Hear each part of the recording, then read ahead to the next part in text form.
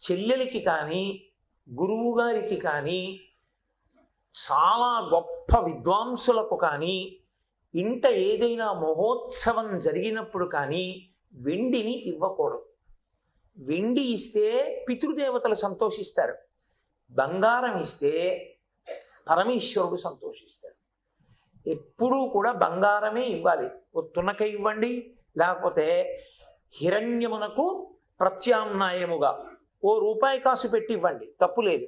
కానీ వెండి వస్తువు మాత్రం ఇవ్వకూడదు ఎప్పుడు. వెండి పితృదేవతలకు మాత్రమే అభ్యున్నతిని కల్పిస్తుంది, పితృదేవతా స్థానముల వైపు. అందుకే యజ్ఞం చేసిన వారికి, ఎట్టి పరిస్థితుల్లో యజ్ఞయాగాది క్రతువులు చేసిన వారికి వెండి సంబంధమైన బహుమానము చెయ్యకూడదు అని వేదంలో దాని మీద ప్రత్యేకంగా ఒక మంత్రం, వెండితో కూడినవి బహూకరించవద్దు. బహూకరిస్తే ఒకటి శ్రేష్టమైనది బంగారము, 2 ఒక్క ద్రవ్యం, 3 వస్త్రం ఎప్పుడైనా ఇస్తే అది ఉత్సవంలో పెద్దలకు ఇస్తున్నారనుకోండి, అంచున్న బట్ట ఇవ్వాలి. అంచున్న బట్ట మీరు ఇచ్చిన తరువాత వారు దాన్ని పుచ్చుకుని మీకు అక్షతలు వేస్తే ఆయుర్దాయకారకమని గుర్తు. పుచ్చుకున్న వాడికి ఆయుర్దాయం, ఇచ్చిన వాడికి ఆయుర్దాయం. అందుకే బట్టలు ఇచ్చేటప్పుడు ఎడంభుజం మీద ఉత్తరీయం లేకుండా ఇవ్వకూడదు. ఎడంభుజం మీద ఉత్తరీయం లేకుండా బట్టలు పెడితే దాని గుర్తు ఏమిటంటే, నువ్వు ఎక్కువ కాలం శరీరంతో ఉండడాన్ని నేను ఇష్టపడను, నిన్ను శత్రువుగా చూస్తున్నానని గుర్తు. అటువంటి చేత బట్టలు పుచ్చుకుంటే 6 నెలలలో మారకం వస్తుంది, ఒకవేళ గ్రహాలు అనుకూలంగా లేకపోతే. అందుకని ఎడంభుజం మీద ఉత్తరీయం ఉన్న వాళ్ళ దగ్గరే బట్ట పుచ్చుకోవాలి. ఒకవేళ అవతలవాడు బుద్ధిహీనుడై ఎడంభుజం మీద బట్ట లేకుండా ఇచ్చాడు అనుకోండి, మీరు వెంటనే ఎడంభుజం మీద ఉత్తరీయం వేసుకోవాలి. ఒకవేళ ఆ సమయంలో మీ దగ్గర ఉత్తరీయం లేదనుకోండి, కనీసం జేబులో రుమాలైనా తీసి వేసుకోవాలి, భుజం మీద వేసుకుని పుచ్చుకోవాలి తప్ప ఎడంభుజం మీద ఉత్తరీయం లేకుండా పుచ్చుకోకూడదు. అక్క చెల్లెలకి ఇచ్చినప్పుడు అంత ప్రేమతో ఇచ్చింది కాబట్టి బంగారు ఆభరణమే బహూకరిస్తారు వేదం ప్రమాణంగా తీసుకుని. లేదా పోతన గారు అంటారు భాగవతంలో, మధుర మంజుల భాషలను ఆదరించుటో, మంచి మాట మాట్లాడు చాలు చిన్నబుచ్చకుండా. నీకు కలిగిందా చీరలు సరలిచ్చుటో, ఓ చీరి, ఓ సారీ, ఓ బహుమానవి ఇచ్చి సంతృప్తి పరుస్తారు. దాన్ని రక్షాబంధనము అంటారు. ఇప్పుడు విచిత్రం ఏమైపోయిందంటే, రక్షాబంధనం కట్టడం, రాఖీ కట్టడం అంటే ఎంత డబ్బు ఉన్న రాఖీ కట్టడం అంతే. ఎంత డబ్బు పెట్టి రాఖీ కొనుక్కొచ్చి, అసలు నిజంగా రాఖీ అంటే ఏమిటి, రక్షాబంధనం అంటే ఏమిటి, అది ఎందుకు కడుతున్నావు, దానివల్ల ప్రయోజనం ఏమిటి, దాన్ని ఎలా కట్టాలి, నువ్వేం కోరుకోవాలి, అవతలవాడు నీ పట్ల వైదికంగా ఎలా ప్రతిస్పందించాలి, ఏమీ లేవు. అన్నీ అదో అర్థం పర్థం లేనటువంటి పనులు. ఎందుకు చేస్తున్నారో ఎవరికీ తెలియదు, అదొక పెద్ద ప్రవాహం అంతే. కాబట్టి ఒక రక్షాబంధనం కట్టాడు అక్క చెల్లెలు కట్టింది అన్నగారి కంటే అంత మర్యాదతో కడుతుంది. శ్రావణ మాసం అంతా కూడా అభ్యున్నతికి రక్షణకి సంబంధించిన వ్యవహారం నడుస్తుంది. అందుకే శ్రావణ మాసం నేను మీతో మనవి చేశాను, లక్ష్మీ పూజ, విష్ణు పూజ, శివ పూజ కూడా జరుగుతాయి విశేషంగా. శ్రావణ మాసం ఒక్క తిథిలోనే గృహస్థుకి సంబంధించినటువంటి అత్యద్భుతమైనటువంటి ఒక అభ్యుదయము కటాక్షింపబడుతుంది విష్ణు భగవానుని చేత. లోకంలో అన్నిటికన్నా ఆనందకరమైనదేదో తెలుసా? కష్టంలో ఉండండి, సుఖంలో ఉండనివ్వండి, ఇబ్బందిలో ఉండనివ్వండి, బాధలో ఉండనివ్వండి, మనసెరిగిన భార్య, ఆమె మనసెరిగిన భర్త, దంపతుల మధ్య అన్యోన్యత ఉంటే ఎన్ని కష్టాలలో ఉన్నా వాళ్ళిద్దరూ సంతోషంగానే ఉంటారు. అందుకే విశ్వనాథ సత్యనారాయణ గారు ఈ వైదిక హృదయాన్ని స్వీకరించి 1000 పడగలని నవల రాశారు. సహస్ర ఫండ్ అంటే ఈ సంస్కృతి.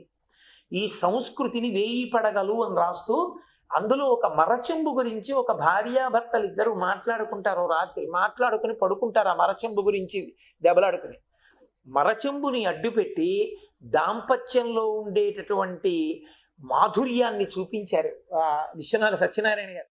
కనుక మనకి శ్రావణ మాసంలో వచ్చేటటువంటి కృష్ణపక్ష ద్వితీయ అంటే కృష్ణపక్షంలో వచ్చేటటువంటి విధియ ఒక అద్భుతమైన ప్రయోజనాన్ని చేకూరుస్తుంది. దంపతుల మధ్య అన్యోన్యత అనేటటువంటిది మీరు బాగా గుర్తుపెట్టుకోండి, శరీరాలు పడిపోయే వరకు ఉండాలి తప్ప శరీరాలు పడిపోయిన తరువాత కూడా ఉండిపోవాలి ఆ ప్రేమ. శ్యామశాస్త్రి గారు మహానుభావుడు, అంత సంగీత విద్వాంసుడు, ఆ సంగీత త్రయంలో ఒకడు. ఆయన చెప్పుకున్నారు, నా జాతకం చూసిన ఆయుర్దాయం చెప్పక్కర్లా, నా భార్య వెళ్ళిపోయిన 11 రోజుల లోపల నేను వెళ్ళిపోతానని చెప్పారు ఆయన. వాళ్ళ భార్య గారి శరీరం విడిచిపెట్టేసినటువంటి 11వ రోజున శ్యామశాస్త్రి గారు కూడా శరీరం విడిచిపెట్టేశారు. అంటే ఒకరినొకరు విడిచిపెట్టి ఉండలేని అనుబంధం, అంతటి ఆప్యాయత. పద్మావతి జయదేవుల యొక్క జీవితం అంతే. జయదేవుడు వేటకెళ్ళి మరణించాడు అని అబద్ధం చెప్పించింది మహారాణి. వెంటనే పద్మావతీదేవి శరీరం విడిచిపెట్టింది. మళ్ళీ ఆయన వచ్చి అష్టపది పాడితే కృష్ణ భగవానుడు ఆవిడికి ఆయుర్దాయాన్ని ఇచ్చాడు. సుందరకాండలో సీతారామచంద్రము ప్రభు యొక్క అన్యోన్య దాంపత్యం గురించి చెప్తూ హనుమ అస్యాదేవ్య మనస్తస్మిన్ తస్య చాస్యాం ప్రతిష్ఠితం తేనేయం సచి ధర్మాత్మ ముహూర్తం అపి జీవతి అంటారు. సీతమ్మ మనసు రాముని వద్ద, రాముని మనసు సీతమ్మ వద్ద ఉంది.